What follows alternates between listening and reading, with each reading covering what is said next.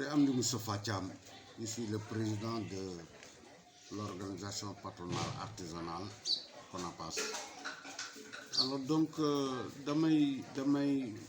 intervenir par rapport si interpellation artisan yu bari vraiment dañ ma woo des membres dañ ma woo di ma wax par rapport si ni nga xamee ni noonu le ministre de l'emploi, de la formation professionnelle et de l'artisanat génn bi mu génn keroog àllarba si télévision Papa Ngagne Ndiaye.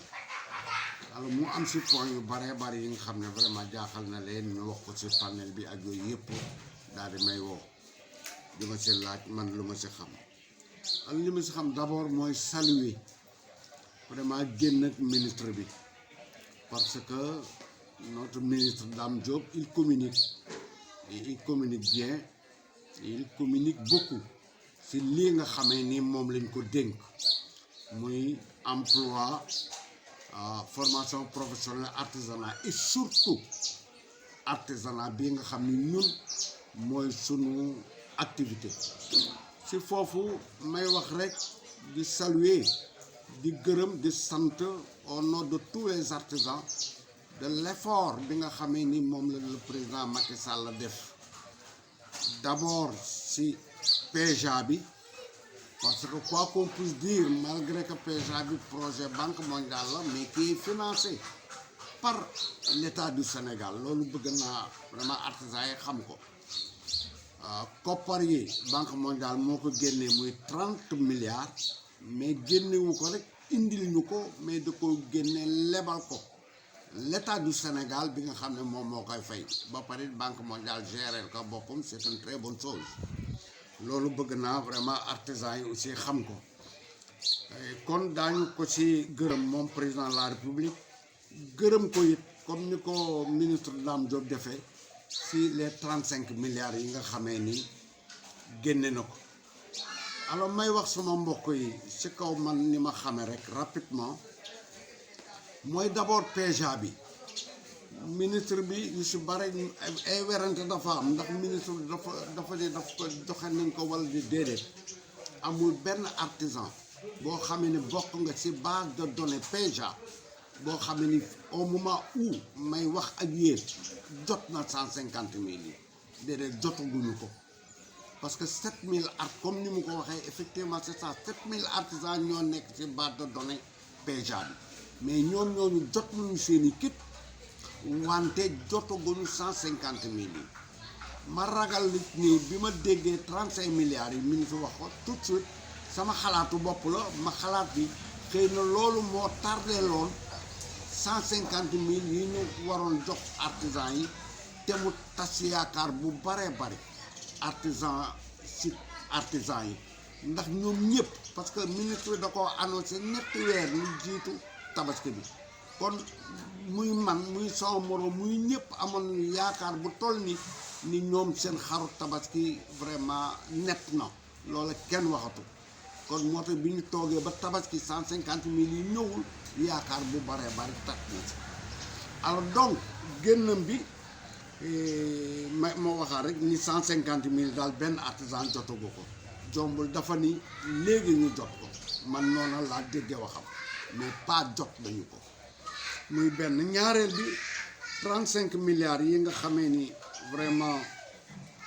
ministre bi président de la République joxe na ko kooku dañ ko ciy sant parce que def na ko à l'instar des autres secteurs muy la musique ak yeneen yeeg ñeneen ñi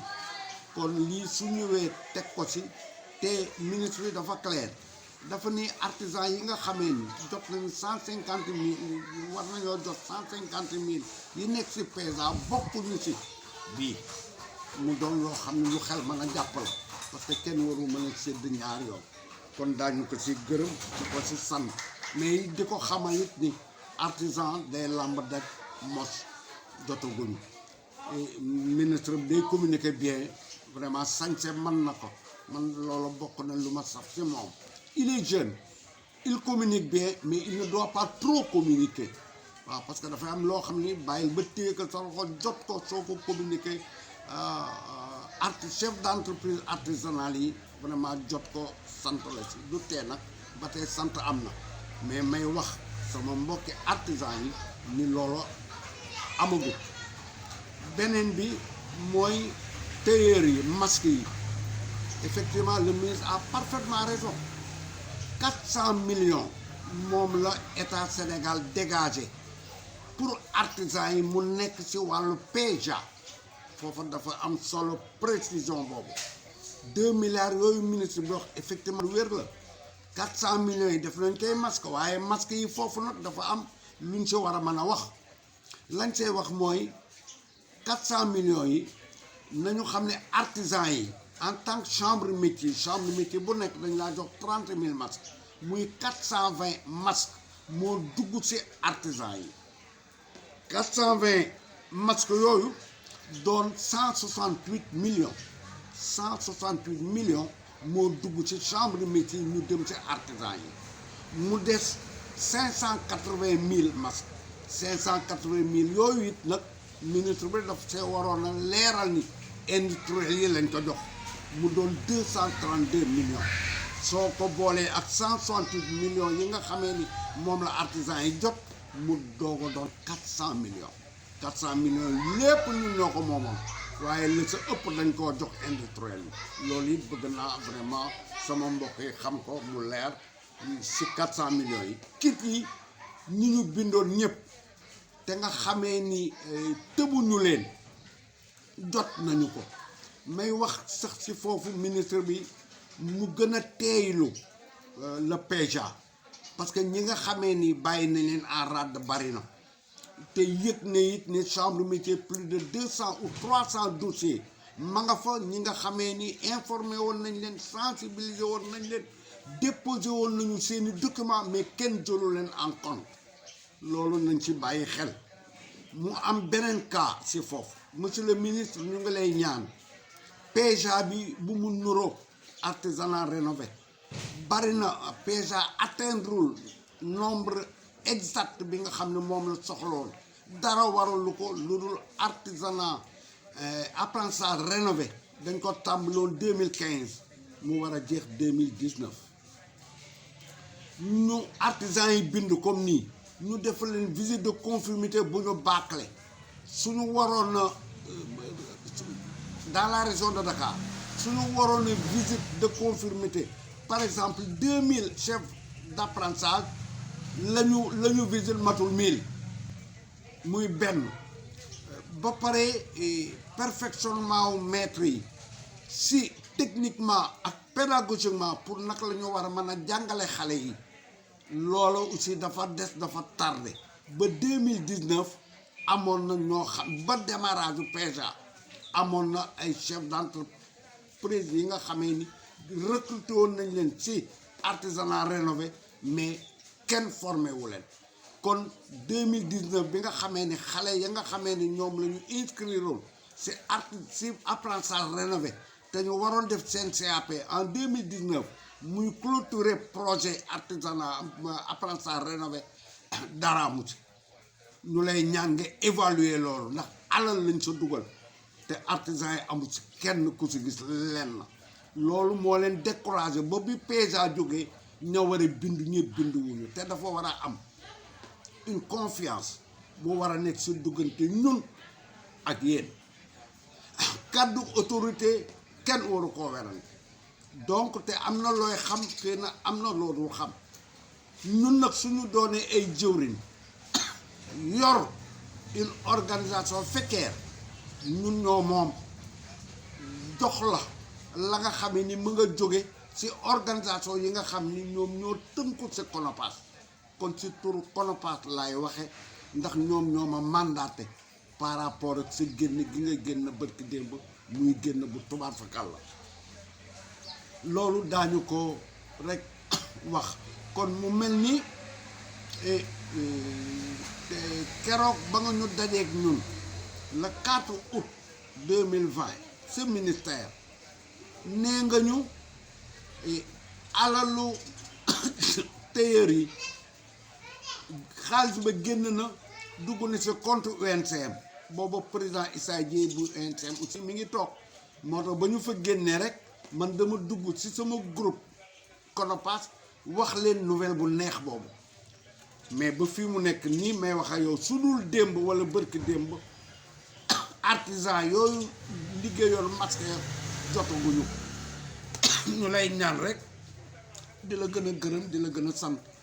di la wax ni artisan yi lenn rek la ñuy laaj mooy ñu nawloo leen mooy ñu respecté leen dafa am loo xamee ni man Amdy Moustapha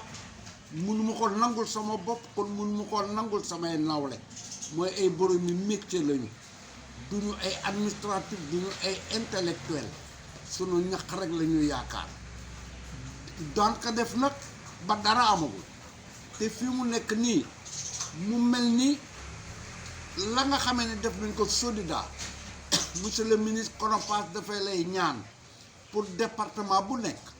ñu construire fa ay pôles artisanaux yoo xam dañ koy tabax comme SODIDA jox ñu ko sax location vente mu doon ay entreprise moderne artisan ya ko mën dugg sa su fekkee dans un premier temps def nañu département bu nekk ñu def fa 50 ateliers artisan ya ko mën ñoo dugg sa mu doon location vente dina moderniser artisanat te dama teqarle le développement de l'artisanat ak le développement des artisans man dama leen a séparer parce que si artisanat muy un secteur si la ñu mën a def des appels de fonds nga xamee ni les partenaires techniques et financiers dañu ñëw financer artisanat maintenant est-ce que financer artisanat rek day doy déedéet day des mooy artisan yi nga xamee ni ñoom ñoo war a suqaliku pour mën a développer secteur bi su fekkee ne alal du rëy gi ñuy dugal ci seen secteur du ñu ko gis day doon problème kon ñu ngay richel ñoo xamee ni doon ñu dara ci artisanat loolu daal monsieur le ministre ñu ngi la koy ñaan di la ñaanit ci PEJA bi dafa charrier espoir yu baree bari yooyu nga xam ni moom la charrier dañoo bëggul mu tas te pour mu bañ a tas il faudrait kenn ku nekk visite de conformité bii nga xam ni reprendre nañ ko jox le temps qu'il faut ba nga xamee ne daañu rencontrer presque sinon artisan yëpp mais daañu rencontrer le maximum te képp koo xam ne PEJA bi jëloon na la dañ laa war a def visite de conformité ñu mën a xool réellement ña bindu est-ce que yor nañuy atelier wala yoruñuy atelier ñu dem ci jusqu'au fond monsieur le ministre l'espoir est grand si ñun artisans yi nous vous souhaitons une réussite pleine mais aussi daañu la wax ni ñi nga xamee ni noonu nga ubbee inscription yi Konopass de xelam tey na si tuuti parce que soo nee dañuy mën nañuy inscrire en ligne si surtout ministère bi n'importe qui jaaykatu keccax yi jaaykatu géej yi mouvement des femmes yi yooyu yëpp daañu sa bind te si sama njortu bopp soo sàgganee artisan yi ñooy néew sa nga say bind malgré que nee nga yebal nga say service pour effectivement ñu mën a contrôler réellement qui est artisan et qui ne l'est pas baax na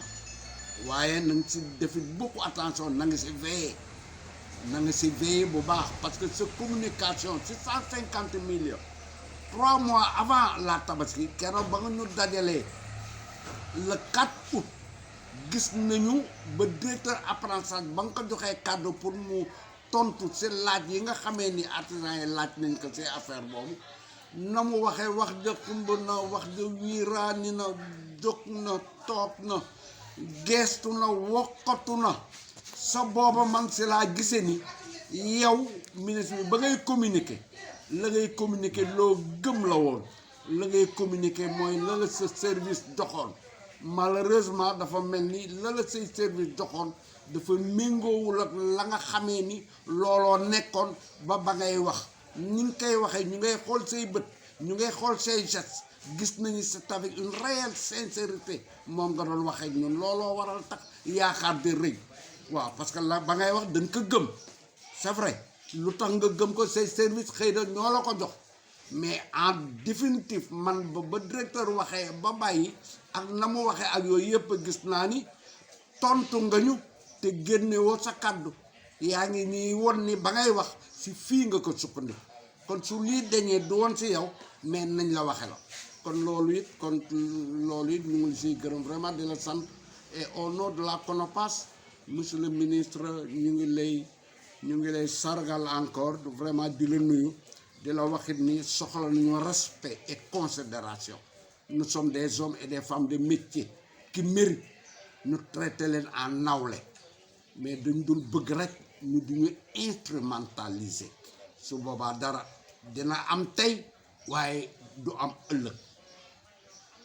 loolu daal vraiment sama mbokki artisan góor ak jigéen lii la Amdy Moustapha Thiam di élu à la chambre métier de Dakar di président CONOPAS lii laa amoon lu may indi pour tontu laaj yi nga xam ni jóge na ma fu nekk pour doon ma laaj ci mbir yooyu di leen ñaanal ngeen def beaucoup attention ci mbas mi protégez-vous et masquez-vous parce que artisan lañ ko xamal mooy fulaax fayda ak bëgg a dund man mii di wax ak yéen dama bëgg vraiment sunu borom bàyyi ma fi ba ci kanam parce que 2030 dama ko bëgg a romb moo tax samay doom yu góor yi surtout yu góor yi parce que yu jigéen ñi ñoom dañuy masque wu fu ñu toll mais yu góor ñi damay wax ak ñoom mais su fekkee ni da ngeen a bëgg ma dem tout bu leen solee masque su ma dee it ngeen xam ni yéen a may am dans votre conscience parce que yéen mbir mi mën na leen a dal mais du gaaw a feeñceel mais su may dal rek du ma yóbbu yomal xam te bëgguma dem Touba fi mu nekk nii dama fee bëgg a toogaat ba ci kanam vraiment kon ma leen di yëgal rek yéen artisans yi il faudrait que vous masquez te apprentis yi ak ouvriers yi nga xam ne ñu ngi liggéey ak ñun il faudrait être vraiment très ferme ci kaw loolu man sama entreprise ñëppay masque wu ku masque wul day génn kon kenn ku nekk su ko defee ci entreprise am kenn ku nekk def ko ci këram dina fi yàgg allahumma salli ala sayyidina muhammadu wa salaam